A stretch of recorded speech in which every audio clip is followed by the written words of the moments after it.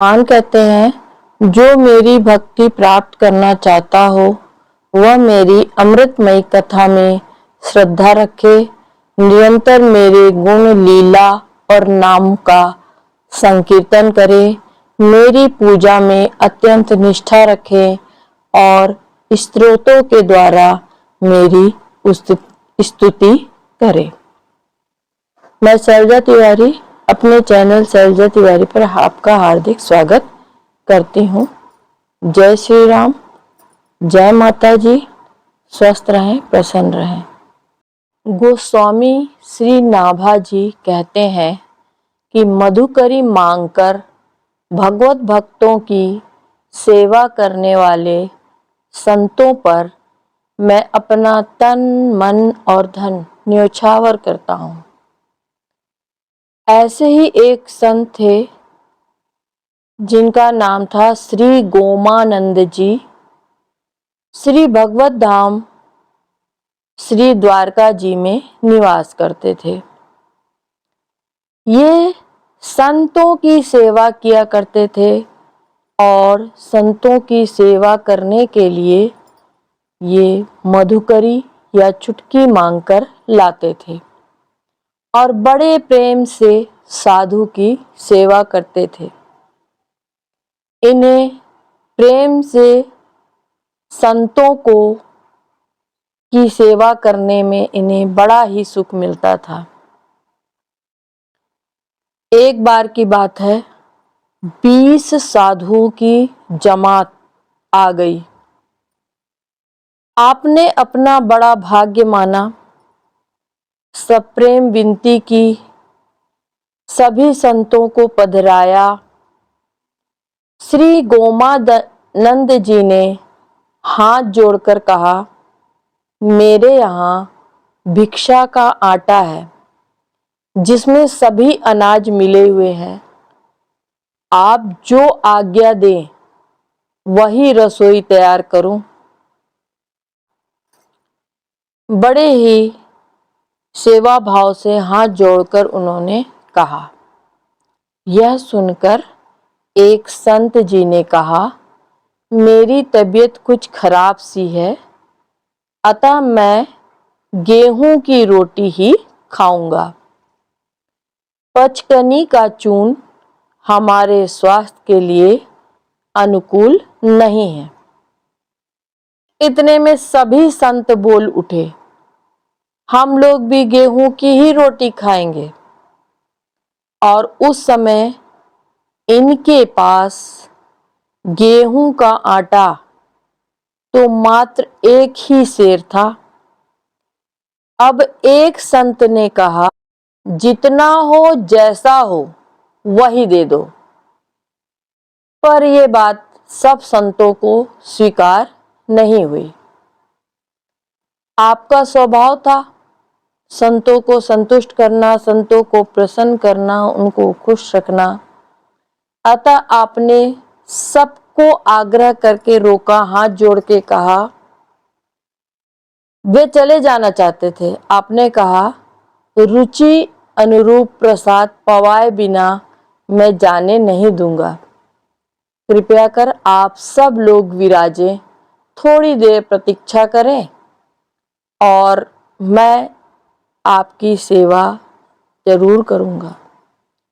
सब संत बैठ गए। ऐसा कहकर आप जल्दी जल्दी बाजार गए और वहां जाकर आप उधार गेहूं का आटा और कुछ और भी सामान मांगने लगे। अब किसी ने भी उधार देना स्वीकार नहीं किया। सब कहे कि भैया हम उधार नहीं दे सकते। तब आप बड़े सोच विचार में पड़ गए कि अब क्या करूं, कहां से सामान लाऊं। भक्त की चिंता से चिंतित होकर भगवान भी श्री रामचंद्र जी ने गोमानंद रूप का धारण किया और गोमानंद का रूप धारण करके एक गेहूं की पोटली लेकर उनके घर पे आ गए। इनकी धर्म पत्नी से बोले कि इसको झट साफ करवा लो और पिसवा लो। तब जांत में गेहूं पीसा जाता था, चक्री में पीसा जाता था, तब कहीं जाकर रोटी तैयार होती थी। और खूब प्रेम से रोटी बनाओ और संतों को प्रसाद पवाओ। मैं संत के पास ही हूं। अब इनकी पत्नी ने जल्दी से ही चक्री से आटा तैयार करा और रोटियां बनाना आरंभ कर दिया। अब गोमानंद जी महाराज बाजार में इधर उधर भटकते टक्कर खाके निराश हताश श्री गोमानंद जी घर आ गए।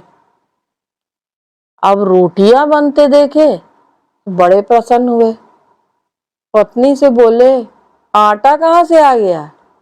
पत्नी ने उत्तर दिया, अरे आप ही ने तो गेहूं लाकर दिया था और कहा था कि पीस कर रोटी बना लो, और इतनी जल्दी आप कैसे भूल गए?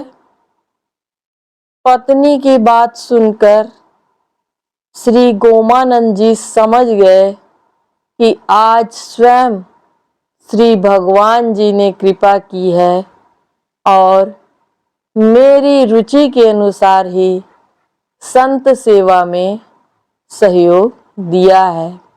वे बड़े ही प्रसन्न हुए और भक्त दंपति का संत सेवा में अनुराग और ज़्यादा बढ़ गया और वे हमेशा हमेशा संतों की सेवा में तत्पर रहते थे। इसलिए भक्तों का प्रेम भगवान को भी बुला लाता है। भक्त जितना प्रेम भगवान से करते हैं, भगवान अपने भक्तों से दोगुना चौगुना प्रेम करते हैं। बोलो सियावर रामचंद्र की जय। जय श्री राम। निरपेक्षम मुनिम शांतम निवेरम समदर्शनम अनुव्रजाम्यहम नित्यम पूयेयत्यम अंघ्रे भी।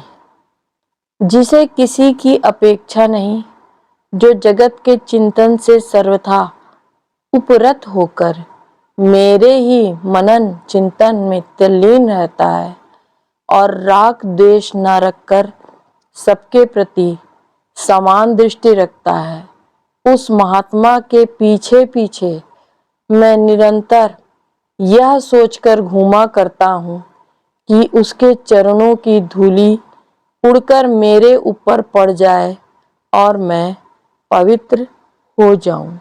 ऐसा भगवान कहते हैं। जय श्री राम। भगवान सबको स्वस्थ रखें, प्रसन्न रखें।